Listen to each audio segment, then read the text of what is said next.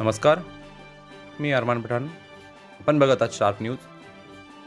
Nirankari मिशनद्वारा project अमृतच्या अंतर्गत स्वच्छ जल स्वच्छ मन परियोजनेच्या दुसऱ्या चरणचे आयोजन दिनांक 25 फेब्रुवारी 2024 रोजी सकाळी संत निरंकारी मिशन शाखा मालेगावद्वारा जनजागृती करत बाईक रॅलीने सोयगाव मार्गे गिरणा नदी टेहरे फाटा नदीत जलस्रोत स्वच्छता अभियान प्रोजेक्ट अमृत पार पाडले.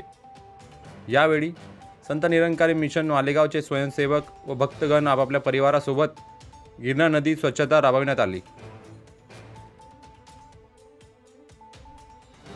गावातील सरपंच उपसरपंच यांच्या मदतीने परिसरातील घाण कचरा उचलण्यासाठी ट्रॅक्टर उपलब्ध करण्यात आल्याने परिसर एकदम स्वच्छ झाले.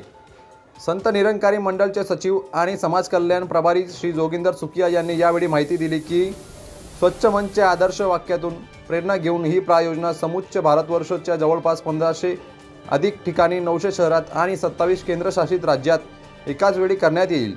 या अभियानाचा मुख्य उद्देश जल निकासी यांना संरक्षित ठेवायचं व जनमानस यांना जागृत करणे आणि येणारी पिढीला एक स्वस्थ भविष्य आपल्यातर्फे देण्यात यावं हीच अपेक्षा.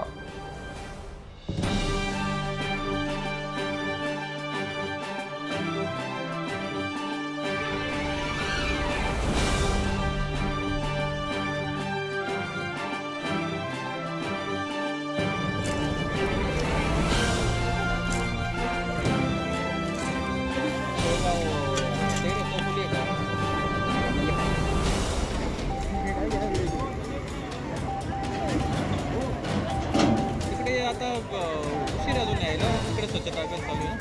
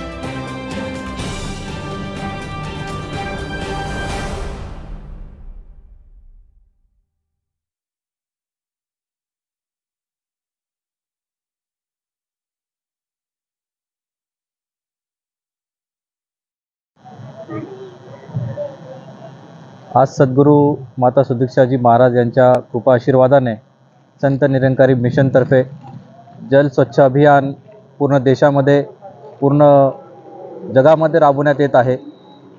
हे मिशन जे कार्य करते ते आजपासून नाही तर 15-16 वर्षापासून मिशनने हे स्वच्छता अभियान राबवायला सुरुवात केली. आधीपासून जिथे घाणीचं साम्राज्य आहे त्या ठिकाणी मिशनने त्यांचे व्हॉलंटियर जे सेवादल आहेत, मिशनचे जे भक्त आहेत, त्यांनी मोठ्या प्रमाणात एकत्र येऊन स्वच्छता अभियान राबवलं. रेल्वे स्टेशन असतील, आता जिथे जलस्रोत आहेत त्या ठिकाणी ही स्वच्छता अभियानही राबवलं जातं आहे. मिशनने 43 असे रेल्वे स्टेशन जे आपण मोठे जंक्शन आहेत त्यालाही आपण स्वच्छता अभियानमध्ये सामील केलं. आता जलस्रोत ज्या ज्या ठिकाणी दूषित पाणी आहे त्या त्या ठिकाणी अमृत प्रोजेक्ट म्हणून मिशनने लॉन्च केला. संस्कृती मंत्रालयाने याला परवानगी दिली आणि या मोठ्या उपक्रमाला सर्वांचा सहभागही लाभला.